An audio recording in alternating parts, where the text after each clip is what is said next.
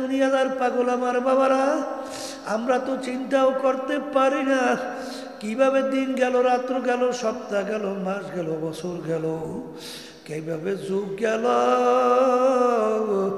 এখন হিসাব নিকাশ করলে দেখি বুড়ার বাগে বইরা গেলাম। সেদিন কারো মনে হয় পোলাপান ল্যাংটা হইয়া দৌড়দৌড়ি করছিলাম, এখন দেখি মুরব্বী হয়ে গেছে। কোথার থেকে দিন রাত্র গেল। বাজান দুনিয়া কিন্তু শান্তির জায়গা না। কেউ কোনোদিন শান্তি পায় না, কেউ কোনোদিন পাবে না। কারণ দুনিয়া হইল দারুল, আর দুনিয়া দারুল মেহনেওয়াল বালা। দুনিয়াটার বালা মুসিবতের জায়গা, কষ্ট ক্লেশের জায়গা। 5ই আগস্ট খেয়াল কইরা দেখেন, প্রায় 2000-এর মতো মায়ের কোল খালি হইয়া গেল। তারা 1 ঘন্টা আগেও বুঝতে পারে নাই।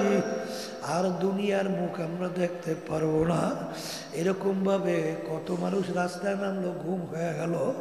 বাজান প্রতিদিন ঘটনা শোনা যায়, রাস্তায় নামছে, অ্যাক্সিডেন্ট কইরা আর ঘরে ফেরত যায় নাই। আসলে কে কোন সময় কিভাবে রওনা করব এটা কিন্তু তোমারও জানা নাই, আমারও জানা নাই। এই জন্য আমার আল্লাহ রাব্বুল আলামিন বলেন যে আমার এক শ্রেণীর বান্দা বান্দি, ওদেরকে আমি আমার নেয়ামত চক্ষু দান করছিলাম, আমার নেয়ামত দেখবে আর আমার পরিচয় লাভ করবে। কিন্তু ওরা দেখাও কেমন জানি দেখে না। ওদেরকে আমি কান দান করছিলাম, আমার কুদরত শুনবে, ওলামায়ে কেরামদের কথা শুনবে, আরে আমার রসুল নবীরা যা নিয়ে আসছেন শুনবে। ওরা শুই নাও শোনে না কোরআনুল কারীমের ভিতরে আমি কি বলছি, ওরা শুই নাও জানে কেমন শোনে না। ওদেরকে আমি দেল মন বুঝ দান করছিলাম বোঝার জন্যে, ভালো মন্দ পার্থক্য করার জন্যে, কিন্তু ওরা বুঝাও কেমন জানি বোঝে না। ওই মানুষগুলো চতুষ্পায় জানোয়ারের মতো। এরপরে মালিক বলেন তার চেয়েও খারাপ। এরপরে আমার মালিক বলেন সমস্ত মাখলুকাতের ভিতরে খারাপ। এই জন্য আমার বাজানদেরকে বলবো, পর্দারে মা বোনদেরকে বলবো, হে বড়লোক আমার বাবারা, হে ধনী আমার বাবারা, হে ক্ষমতা সম্পন্ন আমার বাবারা, হে শিক্ষিত আমার বাবারা, ভালো করে মনকে বুঝো, তারপর কবরে রওনা করো। কারণ বাজার দুনিয়ার যে কোনো কাজের মধ্যে একবার যদি কেউ ঠগ, আবার ওই কাজের ভিতরে চেষ্টা করলে জিতবার আশা করা যায়। কিন্তু এই কবরের যাত্রীরা একবার যদি কেউ কবরে যাইয়া ঠইগা বস, আর দ্বিতীয়বার দুনিয়াতে এসে আপিল কইরা জিতবার কিন্তু আর আশা নাই। এই জন্য আমার ভাইদেরকে বলবো, পর্দারে মা বোনদেরকে বলবো, কোরআনুল কারীম এখন আমাদের মাঝে আছে না নাই? কোরআনুল কারীমের ভিতরে এখনো চ্যালেঞ্জের আয়াত আছে না নাই? বাজান, আরে আমার আব্বাজান বলতেন, আমরা বলি ওলামায়ে কেরাম বলেন, তাম দুনিয়ার সমস্ত মানুষ, সমস্ত মাখলুকাত একত্রিত হইয়া যদি কোরআনুল কারীমের ভিতরে একটা ভুল বের করতে পারো, বাজান আমরা পরিষ্কারভাবে চ্যালেঞ্জ হিসেবে বইলা গেলাম, আমরা আর নামাজ পড়বো না, রোজা রাখবো না, আমরা আল্লাহর হুকুম অনুযায়ী চলবো না। বাজান বালার আমরা আপলোডেড হইয়া চলবো। নাউজুবিল্লাহ, নাউজুবিল্লাহ। কিন্তু বাজান ভালো করে চিন্তা ভাবনা কইরা দেখলাম, কোরআনুল কারীম সত্য। কোরআনুল কারীমের ভিতরে কেউ ভুল বের করতে পারে নাই, কেউ কোনোদিন পারবেও না। আর কোরআনুল কারীমে যদি সত্যই হয়, যারা মরবা কবরে যাবা, সেই বাজানদের কাছে মা বোনদের কাছে আমাদের কথা, আর যারা মরবা না কবরেও যাবা না, তাদের সঙ্গে আমাদের কোনো কথা নাই। বাজান, আরে আমি যে আপনাদের সামনে সত্য কোরআনুল কারীম থেকে প্রথম আয়াত শরীফ তেলাওয়াত করে শুনাইছিলাম, ইন্নাল্লাযীনা আমানু ওয়া আমিলুস সালিহাত কানাত লাহুম জান্নাতুল ফিরদাউসি নুজুলা। ঈমান আনার পরে যারা নেক আমল করতে পারবা, আমার মালিক, আমার আল্লাহ, আমার মাহবুব বলে, তোমাদের জন্য আমি ফেরদাউস বেহেশত ঘোষণা করলাম। আল্লাহ আপনি আমার জন্য, আমাদের সবার জন্য কবুল করে নেন। এ কবরের যাত্রীরা, যারা বেহেশতে যাইতে চাও, জাহান্নাম থেকে বাঁচতে চাও, দুইটা কাজ করা লাগবে। একটা হলো ঈমান, আর একটা নেক আমল। বাজান, ঈমান হলো বিশ্বাস, তিন জিনিসের সমন্বয়। মুখে স্বীকার করা, অন্তরে বিশ্বাস করা, কাজে প্রমাণ করে দেখানো। অন্তরে মুখে বললাম আল্লাহ এক, অন্তরে আল্লাহ এক, কাজে আল্লাহ এক। আমরা ঈমান নেওয়ার সময় বলছিলাম খায়রিহি ওয়া শাররিহি মিনাল্লাহি তাআলা ওয়াল বা'সি বা'দাল মাউত। ভালো মন্দের মালিক আল্লাহ। মুখ খুলে বলেন আল্লাহ। রিজিক দেওয়ার মালিক আল্লাহ। মারুইনা বাসুইনা মালিক আল্লাহ। ক্ষমতার মালিক আল্লাহ। আইন দেওয়ার মালিক আল্লাহ। কিন্তু বাজানদেরকে বলবা, হাদিসের ভিতরে আল্লাহ রাসূল সাল্লাল্লাহু আলাইহি ওয়াসাল্লাম বলছেন, আখলিস দীনাকা ইয়াকফিকা আমালুল কলিল। তোমার ঈমান যদি নির্ভেজাল হয়, স্বচ্ছ হয়, অল্প নেক আমল করবা, নাজাত পেয়ে জান্নাতে যাইতে পারবা। বাজান, সমস্ত কাজ কাজে লাগার জন্য, সমস্ত আমল কাজে লাগার জন্য সর্বপ্রথম শর্ত হইল নির্ভেজাল ঈমান লাগবে। কি ভেজাল? আবার জোরে কর, নির্ভেজাল ঈমান লাগবে। আমার বাজানদেরকে বলবো, পর্দা আলে মা বোনদেরকে বলবো, আমার মালিক বলেন ওয়ালা নাবলুয়ান্নাকুম, অবশ্যই অবশ্যই আমি তোমাদেরকে পরীক্ষা করব। পরীক্ষা পাস না করিয়া কেউ বেহেশতে ঢুকতে পারবা না। বাজান, কেমন পরীক্ষা? টাকা দিয়া পরীক্ষা, ক্ষমতা দিয়া পরীক্ষা, সম্পদ দিয়া পরীক্ষা, সম্মান দিয়া পরীক্ষা, বিভিন্ন কায়দায় তোমাদেরকে আমি পরীক্ষা ফেলাবো। এই পরীক্ষায় যারা পাশ করতে পারবা তারাই নাজাত পাইয়া জান্নাতে যাবা। আর যারা পরীক্ষায় ফেল করবা তাদের জন্য আমি এমন শাস্তির জায়গা বানায় রাখছি, যেই শাস্তির জায়গার নাম হলো জাহান্নাম। এই জন্য আমার বাজানদেরকে বলবো, পর্দা আলে মা বোনদেরকে বলবো, এই জন্য আমার মালিকের কাছে সবসময় দোয়া করা লাগবে। রব্বানা লা তুজিগ কুলুবানা বা'দা ইয হাদাইতানা ওয়া হাব লানা মিন লাদুনকা রাহমা ইন্নাকা আনতাল ওয়াহ্হাব। হে আমার দয়ার মালিক, আপনি আমাকে হেদায়েত নসিব করার পরে আপনি আমাকে গোমরাহ কইরেন না। এ আল্লাহর বান্দারা, পর্দা আলে মা বোনেরা, যারা ঈমানদার, আল্লাহ রাসূল বলেন দুনিয়া এবং দুনিয়ার ভিতরে যত সম্পদ, আল্লাহর হাবিব বলেন একটা মুর্দার মতো, মরগের মতো। মরগের যেরকম কোনো মূল্য নাই, আল্লাহ এবং আল্লাহ রসুলের কাছে এর কোনো মূল্য নাই। এই জন্য দেখবেন আল্লাহর ওলিদের ইতিহাস পড়ে দেখবেন, সাহাবায়ে কেরামদের ইতিহাস পড়ে দেখবেন, আল্লাহ নবী সাল্লাল্লাহু আলাইহি ওয়াসাল্লামকে যখন কাফেররা প্রস্তাব নিয়ে গেছিল, মুহাম্মদ তুমি কি চাও সাল্লাল্লাহু আলাইহি ওয়াসাল্লাম, তুমি কি নেতা হইতে চাও? আমরা সিদ্ধান্ত নিয়ে আসছি আরবের, তোমাকে আমরা নেতা বানাইয়া দেব। তুমি কি ধনী হইতে চাও? আমরা সিদ্ধান্ত নিয়ে আসছি আরবের ভিতরে সবচেয়ে বড় ধনী বানাইয়া দেব। তুমি কি সুন্দরী মেয়ে বিবাহ করতে চাও? আরবের ভিতরে সবচেয়ে সুন্দরী মেয়েটা তোমার জন্য ব্যবস্থা করব। কিন্তু শর্ত হলো তুমি এক আল্লাহর উপরে ঈমান আনার দাওয়াত দাও, কিন্তু আমাদের বিরুদ্ধে তুমি কিছু বলবা না, তাইলে তোমাকে এই শর্ত আমরা পূরণ করব। কিন্তু আল্লাহ রসুল বলছিলেন, কাফেরেরা শুইনা রাখ, আমার এক হাতে যদি সূর্য আর এক হাতে যদি চন্দ্র দেওয়া হয়, যেটা অসম্ভব, যদি তারপরও আমার হাতে দেওয়া হয়, কিন্তু ভালো করে যাই না রাখো, আমি এক আল্লাহর উপরে ঈমান আনার দাওয়াত এবং তোদের অন্যায়ের বিরুদ্ধে আমি বলতেই থাকবো। আল্লাহ রাসূল সাল্লাল্লাহু আলাইহি ওয়াসাল্লাম তিনি বড় ধনী হবেন, বাজার আরবের রাজা হবেন, সুন্দরীময় বিবাহ করার ব্যবস্থা হবে, কিন্তু তিনি সাফ সাফ জানাইয়া দিলেন, সূর্য চন্দ্র যদি আমার দুই হাতে রাখা হয়, কিন্তু আমি এক আল্লাহর উপরে ঈমান আনার দাওয়াত এবং তোদের অন্যায় বিরুদ্ধে বলতেই থাকবো। এক পর্যায়ে আল্লাহ রাসূল তার জন্মভূমি মক্কায় থাকতে পারে নাই। আল্লাহর হাবিব আখারে হিজরত করে মদিনায় যায়, আর জন্মভূমির মায়ায় নবী ফিরা ফিরা চায়। বাজার ওদের ময়দান আল্লাহর হাবিবের দান মোবারক শহীদ হয়ে গেল। মাথা মোবারকের ভিতরে হেলমেট ভাঙ্গা ঢুইকা পড়ল, হারে শরীর মোবারক থেকে রক্ত মোবারক বের হইয়া তার জুতা মোবারক আটকাইয়া গেল।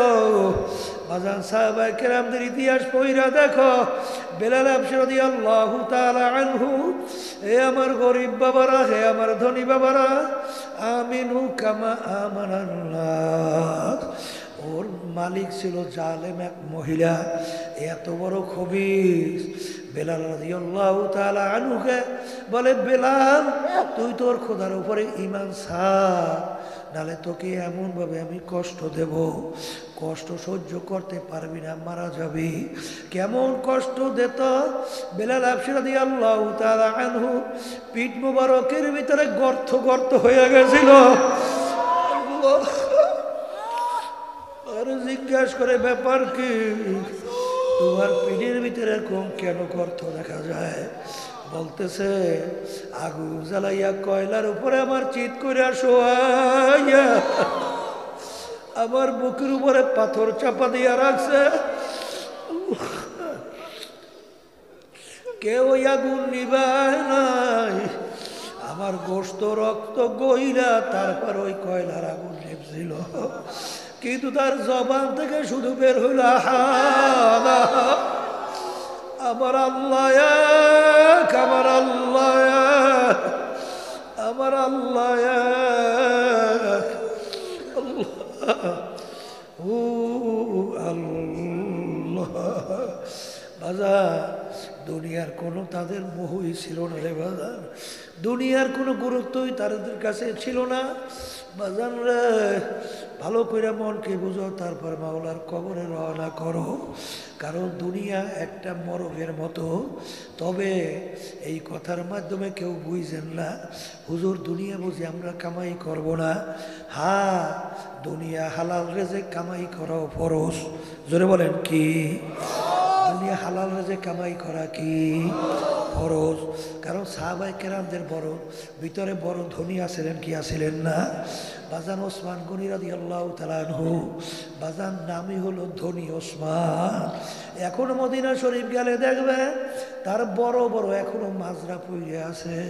কিন্তু বাজান রে, যেই দুনিয়া আমার মালিক বেজার, জীবন গেলেও সেই দুনিয়ার কাছে তাদেরকে নিতে পারে নাই।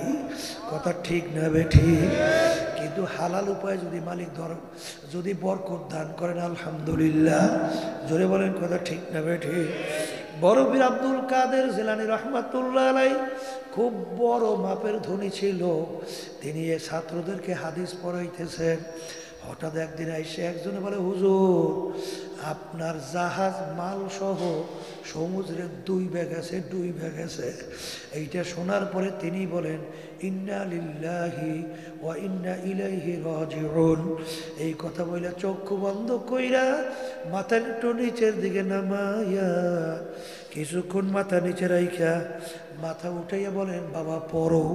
ছাত্র বলে, হুজুর ব্যাপার তো কিছু বুঝলাম না। আপনি যখন শুনলেন জাহাজ মাল সহ ডুইবে গেছে, শোনার পরে আপনি বলেন ইন্না লিল্লাহ, এরপরে চক্ষু বন্ধ করে নিচে মাথা নামাইয়া রাখলেন, এরপরে মাথা উড়াইয়া বলেন পড়ো। এর কারণ কি? তিনি বলেন, বাজার যখন আইসা আমাকে সংবাদ দিল জাহাজ মাল সহ ডুইবে গেছে, আমি সুন্নাত হিসাবে বলছি ইন্না লিল্লাহি ওয়া ইন্না ইলাইহি রাজিউন। এরপরে আমি চক্ষু বন্ধ কইরা মাথা নিচে রাইখা আমার দিলের দিকে তাকাইয়া রইছি যে এই যে মাল ডুইবা গেল, এতে আমার দিলের ভিতরে কোনো পেরেশানি অস্থিরতা তৈরি হইল কিনা। কিন্তু আল্লাহর ফজল ও করমে আমার দিলের ভিতরে কোনো পেরেশানি পয়দা হয় না। এই জন্য আলহামদুলিল্লাহ। বাজান বড় পীর আব্দুল কাদের জিলানী রাহমাতুল্লাহ আলাইহি, তার দরবারের ভিতরে অনেক শান শওকত অট্টালিকাও ছিল। এক আলেম হুজুরের দরবারে মুরিদ হওয়ার জন্য গেল। যাওয়ার পরে এইরকম শান শওকত অট্টালিকা দেখা তিনি বলতেছে যে হয়তোবা বাথরুমের দেওয়ালের ভিতরে, কারণ বাইরে লেখলে কেউ হয়তোবা দেখবে, সেই বাথরুমে লেখে নামার দোস্তকে দুনিয়া দোস্তে দারা। যে এত বড় দুনিয়াদার, যার এত বড় সম্পদ, এত বড় শান শওকত, সে কোনোদিন আল্লাহওয়ালা হইতে পারে না। এই কথা বইলে এক মেসরা লেখে সে চইলে গেল। আর একজনের হুজুরের দরবারের মুজাহিদ অথবা মুরিদ মুহিব্বি, সে যখন গেল যাইয়া দেখে এক মিসরা লেখা নামার দাসকে দুনিয়া দোস্তে দারাত। যে এত বড় অট্টালিকা দুনিয়াদার কখনই আল্লাহওয়ালা হইতে পারে না। তখন তিনি সামনের মেসরা লেখে আগার দারাত বড়ায় দোস্তে দারাত। যেই দুনিয়া আমার মালিককে রাজি খুশির জন্য হবে, ওই দুনিয়া কোনো ক্ষতিকর দুনিয়া না। এই জন্য আমার বাজানদেরকে বলবো, কিতাবের ভিতরে আসছে, কবি বলেন নামি গুয়াম কে আজ দুনিয়া জুদাবাস, নামি গুয়াম কে আজ দুনিয়া জুদাবাস, বাহার কারে কে বাসিবা খোদাবাস। আমার মালিক বলেন নাই তোমার ব্যবসা বাণিজ্য বাদ দিয়া, দুনিয়ার সমস্ত কামাই রোজগার বাদ দিয়া, ফসলাদি জমির কাজ বাদ দিয়া তুমি জঙ্গলে যে আমার ইবাদত করো, এইটা কিন্তু মালিক তোমাকে আমাকে হুকুম করে নাই। বরঞ্চ আমার মালিক বলেন ফাইদা কুদিয়াতিস সালাতু ফান্তাশিরু ফিল আরদ ওয়াবতাগু মিন ফাদলিল্লাহ ওয়াযকুরুল্লাহা কাসীরা।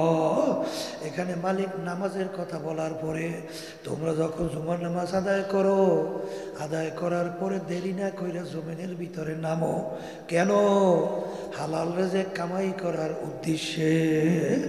দেরি না কইরা হালাল রিজিক কামাই করার জন্য নাইমা যাও, এই নির্দিষ্ট কার? এই জন্য হালাল রিজিক কামাই করাও ফরজ। বলে হালাল রিজিক কামাই করা ফরজ। এক শ্রেণী বর্তমানে দরবেশ হইছে, সংসারাদি খেয়াল নাই, বিবি বাচ্চার ভরণ পোষণের খেয়াল নাই। বাজার দরবেশ হইছে, এখন আর কামাই রোজগার হালাল চিন্তাও নাই। এটা কিন্তু দরবেশই না। কারণ বাজার হালাল রিজিক কামাই করা এটাও কিন্তু আল্লাহর নির্দেশ। জোরে বলেন কথা ঠিক না বেঠিক? কিন্তু যেই দুনিয়া আমার মালিক বেজার, ওই দুনিয়ার কাছেও যাওয়া যাবে না। আল্লাহর ওলিদের ইতিহাস পড়িয়া দেখেন, সাহাবায়ে কেরামদের ইতিহাস পড়িয়া দেখো, তাদের ঈমান, তাদের বিশ্বাসটা কেমন মজবুত ছিল। যেখানে হারামের কথা শুনছে, সন্দেহের কাছেও তারা কোনোদিন যায় নাই। বরঞ্চ হারাম তো দূরের কথা, দুনিয়া যদি পায়ের উপরেও ফালাইয়া রাখা হয়, আল্লাহর ফজলে তাদের ঈমান নষ্ট হয় নাই। এই জন্য আল্লাহ রাসূল সাল্লাল্লাহু আলাইহি ওয়াসাল্লাম বলছেন, শেষ যুগের ভিতরে ঈমানদারদের ঈমানের উপরে মজবুত থাকে এত কষ্ট হবে, জ্বলন্ত একটা আগুনের আংটা হাতের মুঠার ভিতরে রাখতে যত কষ্ট, তার চেয়েও বেশি কষ্ট। জ্বলন্ত আগুনের আংটা হাতে রেখে দেখছে যে কত কষ্ট, তার চেয়েও কষ্ট। কিন্তু বাজার আল্লাহর রাসূল সাল্লাল্লাহু আলাইহি ওয়াসাল্লাম বলেন, কিয়ামত পর্যন্ত আমার একদল উম্মত থাকবে, তারা হকের উপরে মজবুত থাকবে। তাদেরকে যত ধরনের বিপদ, বিভিন্ন ধরনের সমস্যায় ফেলাক না কেন, আল্লাহর ফজল ও করমে তাদের ঈমান নষ্ট হবে না। জোরে বলেন কথা ঠিক না বেঠিক? এই জন্য আমার ভাইদেরকে বলবো, বাজানে এত পেরেশান হইয়া লাভ কি? রিজিকের জিম্মাদার কে? আবার জোরে বলেন। কিন্তু আপনার আমার দায়িত্ব সাধ্য অনুযায়ী চেষ্টা করা। কথা কয় না? আজ পর্যন্ত একজন আল্লাহওয়ালা লোক দুনিয়া বের করতে পারবা না যে তারা না খাইয়া কষ্ট কইরা মারা গেছে। আস্তে কয়, জোরে গান পাওয়া যায়? পাওয়া যায় না। বরঞ্চ বাজার ওই কালকেও শুনতেছিলাম, কালকে না জানি কোন দিন শুনতেছিলাম যে ওই পরশু দিন শুনতেছিলাম এক আলেম বয়ান করতেছে চরমনের এক মুজাহিদের কথা। সে ভ্যান চালায়, ভ্যান, আল্লাহ বাজান, ভ্যান চালায় আর মাওলার জিকির করে। আল্লাহ, সে বলতেছে আল্লাহু আকবার। তাকে দেখলি আমি সালাম দেই, দেওয়ার পরে জিজ্ঞাসা করি ভাই কেমন আছেন, এমন একটা হাসি দেয় মনে হয় যেন কলিজারা ঠান্ডা হইয়া যায়। হাসি দিয়া বলে হুজুর আল্লাহ আমাকে বড় ভালো রাখছে, আল্লাহ আমাকে বড় ভালো রাখছে। আর অনেক বড় লোক, অনেক সম্পদের মালিক। যখন জিজ্ঞাসা করি ভাই কেমন আছে, তখন বলে হুজুর বইলেন না, পেরেশানির কোনো শেষ নাই। কি কথা ঠিক না বেঠি? ওদের কলিজার ভিতরে শান্তি নাই, কি নাই? এই সম্পদের মূল্যটা কি? কোনো মূল্য আছে? 24 ঘন্টা খালি পেরেশানি, 24 ঘন্টা খালি পেরেশানি। এই সম্পদের কোনো মূল্য আছে? কোনো মূল্য নাই। এই জন্য আমার বাজানদেরকে বলবো, পর্দা আলে মা বোনদেরকে বলবো, রেজেকের মালিককে। এরা কি মুখ দিয়ে কইছে না অন্তরে বইছে? হ্যাঁ, ঈমান কাকে বলে? মুখে বলা, অন্তরে বিশ্বাস করা, কাজে প্রমাণ করে দেখানো। জোরে বলেন কথা ঠিক না বেঠি?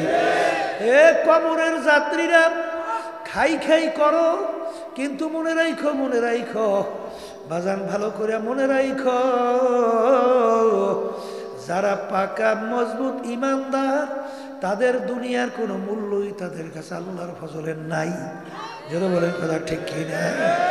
এরকম নমুনা বাজান আল্লাহর ওলিদের ইতিহাস পড়লে পাওয়া যায়, যায় কি যায় না?